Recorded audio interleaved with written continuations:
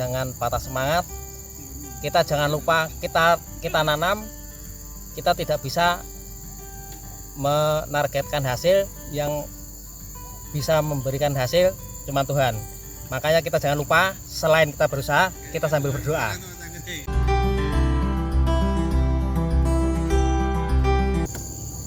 So katanya panen semangka lagi lur.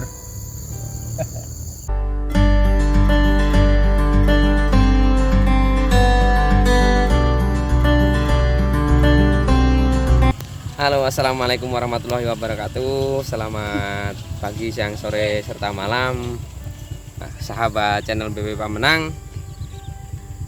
Setelah sekian lama saya harus vakum untuk pembuatan channel BB Pamenang. Hari ini I am come back to channel BB Pamenang. Pada hari ini kita melakukan panen semangka kembali. Ya, semangka varietas inden dengan masa tanam kurang lebih 60 sampai 63 hari. Ini contohnya. Oke, setelah ini ada yang spesial. Kali ini kita nggak seperti biasanya. Kita akan mengupas tuntas masalah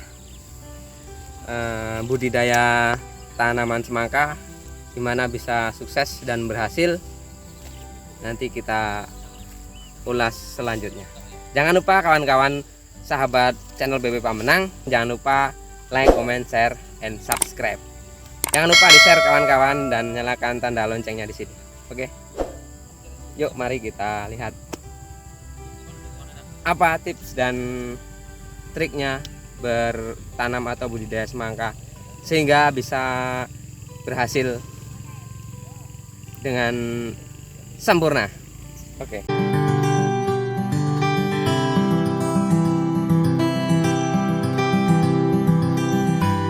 Assalamualaikum warahmatullahi wabarakatuh. Salam Kustra Tani, pertanian maju, mandiri, modern. Hai sobat tani dimanapun Anda berada, semoga di dalam keadaan sehat walafiat. Di sini kami dari BPP Pamenang, anggota BPP Pamenang, mengadakan acara panen semangka varietas inden.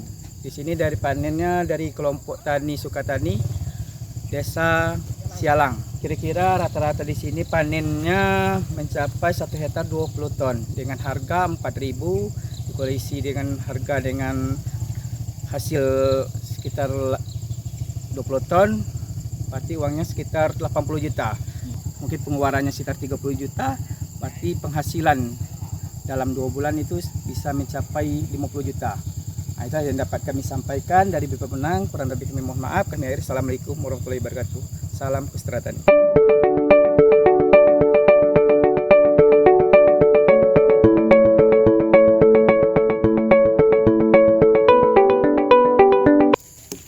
Oke, kawan-kawan sahabat channel BB Pamenang, hari ini kita berhadapan lagi dengan semangka inden. Semangka itu ada 2 jenis. Mungkin varietasnya banyak, cuman jenisnya ada 2, yaitu biji dan non biji. Yang terdahulunya yaitu biji, kemudian untuk saat ini yang banyak beredar di pasaran, kita banyak memproduksi semangka non biji. Nah, karena semangka non biji itu sendiri lebih diminati karena keadaan dalam semangka itu sendiri bukan tanpa biji, ada bijinya, cuman dia cenderung mudah atau mudah dicerna oleh tubuh manusia. Pada dasarnya semangka inden ini sendiri yaitu berwarna kuning, cuman tidak selamanya semangka inden itu berwarna kuning sepenuhnya karena faktor keadaan buah itu sendiri. Jika berada di dalam teduh atau di dalam bawah daun, itu dia akan tetap muncul warna hijau. Jadi semangka inden ini sebenarnya di waktu kecil dia berwarna hijau, kemudian semakin menua semakin dia berwarna kuning. Kali ini kita akan bahas mengenai budidaya semangka inden. Nah, gimana sih trik dan cara sukses menanam semangka tanpa harus ribet gitu ya, tanpa harus ya mungkin kalau tenaga tetap kita harus keluar tenaga, cuman nggak terlalu ribet gitu. Nah, di sini ada master of semangka, kalau kami bilang master of semangka. Nah, inilah ketua kelompok tani kita Sukatani, Mas Agus Waluyo. Nah, nanti bisa di follow Instagramnya atau FB-nya mungkin kalau ada yang aja. Nah, jadi gini Mas, gimana sih modal awal atau modal kepercayaan diri untuk menanam semangka? Kan kebanyakan orang mau terjun menanam semangka itu harus berpikir mungkin 3-4 kali, karena nggak mudah bertanam semangka itu sendiri kan. Banyak orang yang cenderung gagal atau tidak panen. Nah, untuk motivasi diri itu gimana Mas kira-kira? Kalau trik nanam semangka untuk khususnya semangka biji inden, yang kita prioritaskan yaitu pengolahan lahan. Pengolahan lahan itu harus maksimal. Maksudnya maksimal, kita benar-benar matang gitu ya.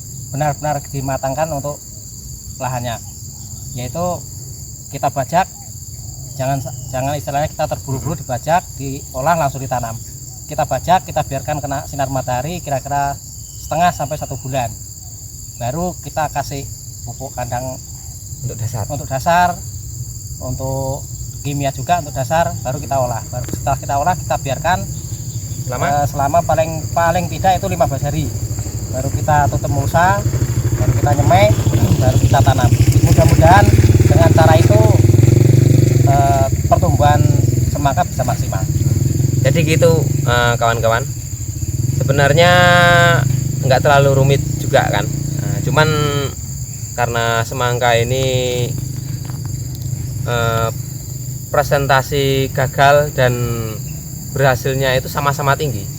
Ketika berhasil maka akan mendapatkan cost atau keuntungannya sangat tinggi, tapi ketika down atau gagal maka kerugian juga sangat tinggi. Itu trik dari Mas Agus untuk lahannya, itu diolah secara maksimal, secara matang, benar-benar dipilih pupuk untuk dasarnya supaya potensi-potensi jamur nanti di tanaman semangka ini tidak tumbuh secara signifikan. Paling tidak kita sudah mencegah terlebih dahulu. Nah, kemudian yang kembali lagi kepada yang saya tanyakan tadi, untuk semangat atau motivasi atau keyakinan gitulah Mas. Nah, bakal bisa itu modal awalnya apa? Keyakinan gitu. Kita untuk keyakinan supaya kita mudah-mudahan bisa berhasil itu yang jelas kita jangan istilahnya patah semangat, jangan kita, yang penting berani bergerak dulu gitu ya. Berani bergerak, pokoknya jangan takut kita gagal. Kita harus berusaha gimana kita berhasil. Misalkan kita ada kendala, jangan takut tanya sama Bapak PPL-nya untuk memberikan penyuluhan, memberikan pengarahan supaya kita berhasil bisa sukses. Jadi itu lur, modal keyakinan itu memang perlu, karena dari modal keyakinan itu sendiri akan menjadi doa atau support semangat buat kita. Karena kita semua sebagai manusia juga harus yakin bahwa kalau kita yakin, kalau kita mau action, kalau kita tidak separuh-separuh atau tidak setengah-setengah, artinya action 100%, maka keberhasilan itu juga akan mendekati 99%. Dan saat ini sudah dibuktikan berkali-kali, bahkan sudah mungkin 10 kali lebih tanam ya Mas ya, atau hampir 20 lebih lah, itu kita katakan sudah seluruhnya berhasil. Alhamdulillah tidak pernah mengalami kegagalan tanaman, kecuali harga. Kalau harga kita tidak bisa bermain karena permintaan pasar itu tidak selalu sama dengan permintaan harga petani kan gitu. Nah, cuman tipsnya tadi supaya kita tetap semangat terus, maka yakinkan diri agar kita tetap mau action, artinya kita tetap 100% yakin bahwa tanaman kita bisa berhasil. Memang tanaman semangka tidak semudah tanaman lain sih, memang banyak yang harus dikendalikan, banyak ini itu dan sebagainya. Nah, kemudian untuk pemupukan sendiri Mas, nah setelah kita dari nol HST, dari awal kita tanam hingga ke produksi itu kira-kira menghabiskan berapa ton, atau per batangnya berapa ons pupuk lah kira-kira gitu yang diperlukan sampai benar-benar panen. Kalau kami biasanya 1 minggu setelah tanam itu kita pupuk kering, itu biasa pakai istilah kami pupuk suntik, yaitu suntik di pangkal batang. Di pangkal batang itu kita cucuk pakai jari, kita masukkan kira-kira 10 gram. Itu nggak usah banyak-banyak, 10 gram, 10 gram. lalu ditutup lagi. Nanti selang 4-5 hari bikin lagi sampingnya, sampai sini ya, ditusuk lagi pakai jari, sama dosisnya sama 10 gram 10 gram juga. Ya. Nanti hari ke berikutnya 4 hari lagi kita bikin lagi 1 lubang 3 kali, kita 3 kali pupuk suntik kering dengan dosis yang masih dengan sama. dosis sama. Setelah itu umur 14 hari batang sudah mulai mekar, sudah mulai keluar daun lebar, itu baru kita pupuk lagi ukuran 1 sendok di lubang pupuk yang sudah dibikin. Nanti kita tugal, bikin lubang, bikin lagi. Itu umur 15 hari, umur 15 hari 1 sendok. Oke, kita kupas tuntas satu persatu Mas. Dari pertama tanam umur 10 hari 10 hari kita pupuk dengan cara suntik atau ditusuk di bagian pangkal ini, kira-kira kurang lebih 10 gram itu hingga 3 kali pemupukan dengan dosis yang sama. Nah, itu pertama kali menggunakan pupuk apa biasanya kami menggunakan NPK 1616. Biasanya kalau NPK 1616 itu biasanya banyak dijumpai di pasaran ya, atau lebih ininya lebih gampangnya kita katakan kita pupuk NPK gitu aja ya. Nah, untuk kandungan pasti tetap menyesuaikan kebutuhan tanaman, cuman yang dipergunakan oleh kelompok tani kita ini yang kandungan 1616. Nah, jadi kemudian setelah 15 hari kita kembali bikin lubang di sebelah sini, atau kurang lebih 15 cm dari pokok tanaman. Kemudian kita pupuk lagi. Pupuk apa Mas? Kalau yang untuk pupuk susulan ini NPK Posca sama NPK Mutiara itu dicampur. Perbandingan 1 kilo banding 1 banding 1. Jadi yang setelah 15 hari kita pupuk kembali dengan pupuk campuran yang sudah dikatakan oleh ketua kita. Ini perbandingannya 1 banding 1 dengan dosis 1 sendok makan atau kurang lebih antara 10 sampai 20 gram gitu Mas ya. Terus kemudian selanjutnya umur 30 hari kita pakai susulan lagi. Untuk susulan sama pupuknya di lubang ini juga, cuman ukuran pupuk beda lagi. Kalau yang untuk umur 30 hari itu TSP sama NPK Mutiara. Perbandingan 3 kilo, misalkan 2 kilo TSP, 1 kilonya NPK dicampur. Ukuran sama, dosis ukuran sama. Nah, gitu kawan-kawan triknya untuk pemupukan. Kemudian setelah hampir 25 sampai 30 hari Mas ya. Nah, itu biasanya mulai keluar bunga. keluar bunga. Mulai keluar bunga, mulai keluar buah. Nah, jadi sebelum ke arah situ biasanya yang namanya semangka itu kan pasti ada cabang banyak gitu, bahkan 4 sampai 5 cabang bisa jadi kan gitu Mas. Nah, itu apakah semuanya kita budidayakan atau harus ada yang di pruning atau dibuang Mas? Kalau saya biasanya untuk cabang saya pelihara 4 cabang. Setelah dipelihara 4 cabang, golor keluar kira-kira panjang 1 meter, ranting-rantingnya itu dibuang sampai jarak sekitar 1 meter. Panjang golor 1 meter dibuang rantingnya. Nanti kalau sudah ke atas, golor itu dipelihara sampai nanti keluar buahnya gitu. Nah, jadi gitu kawan-kawan. Yang dipelihara ini hanya 3 sampai 4 cabang. Jangan sampai lebih dari itu karena akan menghambat pertumbuhan gitu ya Mas ya. Nah, karena kalau lebih dari 4 cabang itu biasanya akan menghambat pertumbuhan. Jadi pertumbuhan semangka kita tidak maksimal. Buahnya kurang besar. Setelah itu pun biasanya masih ada pensortiran buah juga. Nah, biasanya kalau 1 cabang itu yang dipertahankan itu berapa buah? Kan kadang-kadang ada yang 3 sampai 6 buah gitu kan. Nah, kira-kira dipertahankan semua atau harus ada yang dibuang? Buah kita seleksi, yaitu satu golor ini, 1 batang jalur itu dipelihara 1. Pelihara 1 itu jadi 1 batang 1 induk ada 4 golor, itu dipelihara 4. Berarti 4 gitu. Nanti ngambil buahnya itu dipeliharanya itu dicari yang dari pangkal sampai ke buah itu perkiraan 1,5 meter.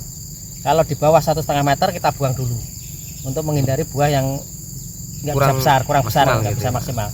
Kalau buah itu lebih dari 1,5 meter, mudah-mudahan buah bisa lebih maksimal. Ini tipsnya kawan-kawan. Ini tipsnya. Kadang-kadang kita untuk mensortir buah itu sendiri atau membuang buah, kita pasti merasa sayang gitu ya, sayang kalau dibuang. Ini juga nanti akan berbuah gitu, tapi tidak dengan pembudidaya semangka sesungguhnya. Karena bagi pembudidaya semangka yang sesungguhnya, jika buah itu kurang dari 1,5 meter, maka akan menghambat pertumbuhan buah. Jadi buahnya tidak bisa maksimal. Yang seharusnya bisa 5 sampai 8 kilo per buah, mungkin akan sedikit lebih kecil, mungkin 2 sampai 4 kilo lah. Secara